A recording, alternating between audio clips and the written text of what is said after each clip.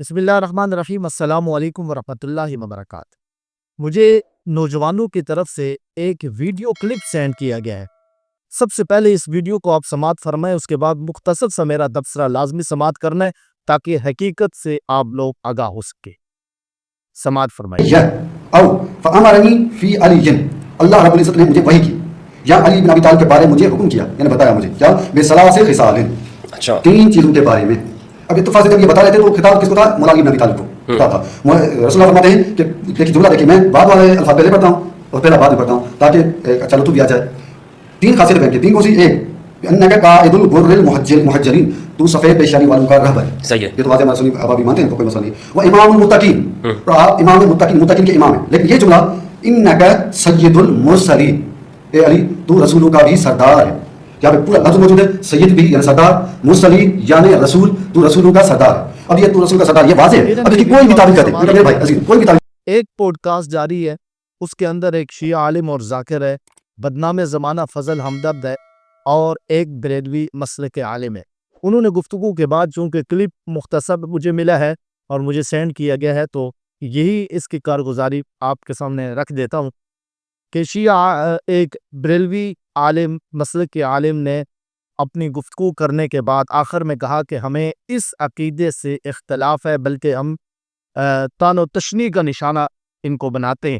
تو اس نے پوچھا کہ وہ کون سا عقیدہ ہے کہ یہ انبیاء علیہ الصلوۃ والسلام سے حضرت علی کو افضل سمجھتے۔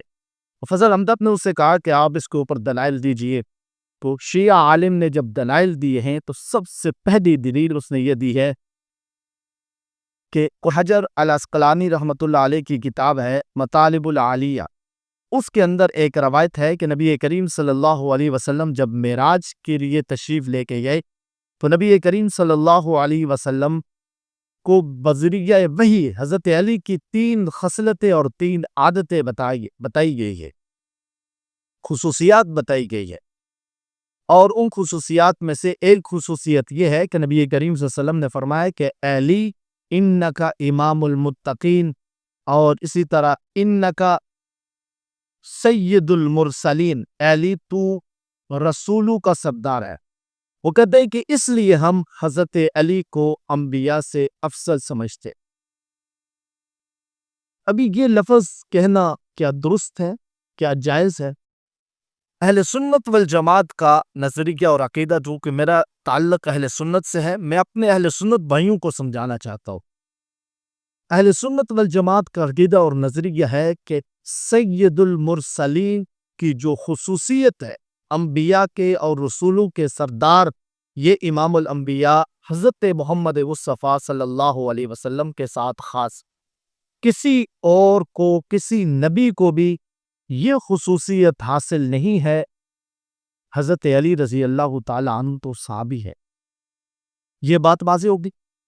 دوسری بات، یہ عقیدہ اور یہ روایت قرآن کریم کے خلاف ہے۔ نبی کریم صلی اللہ علیہ وسلم نے اپنے بارے میں حدیث میں مبارکہ میں بھی آیا ہے کہ انا خاتم النبیین لا نبی بعدی، ایسے ہی قرآن کریم کی آیت ہے ما کان محمد ابا احد من رجالکم ولکن رسول اللہ وخاتم النبیین، کہ میں آخری نبی ہوں، میرے بعد کوئی نبی نہیں ہے، میں نبیوں کا سردار ہوں۔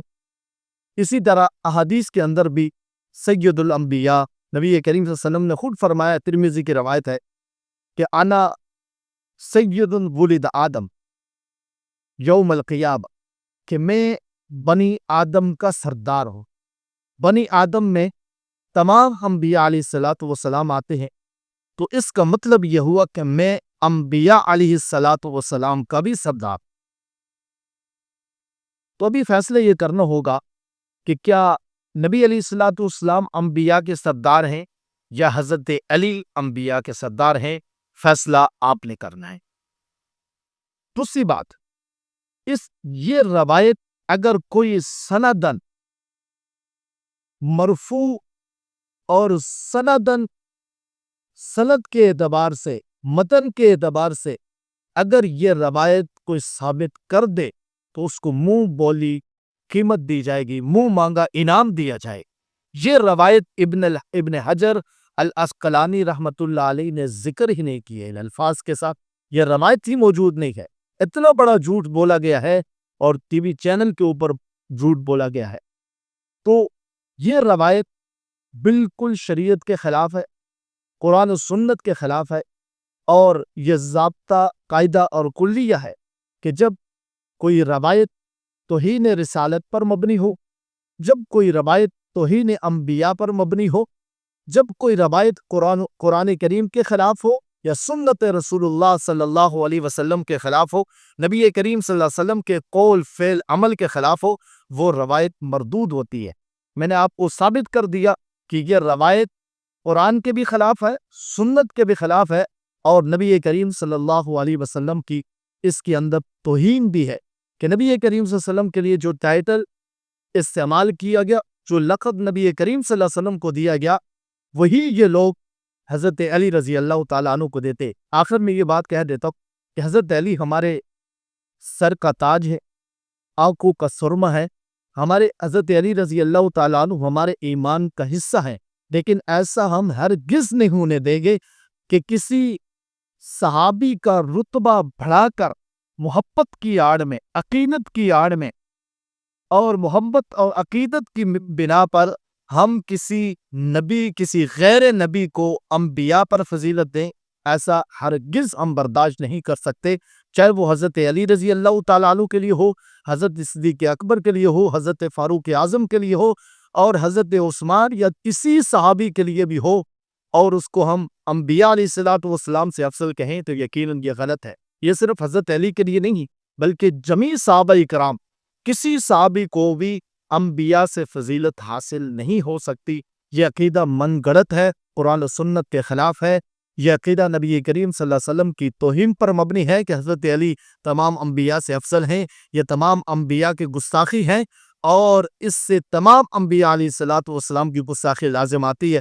ایک نبی کی گستاخی کل انبیاء کی گستاخی ہے۔ یہاں پہ تو تمام انبیاء کی اس روایت کی آڑ میں اور اس عقیدے میں جو اہل تشیع کا عقیدہ ہے، اس میں انبیاء کی گستاخی ہو رہی ہے۔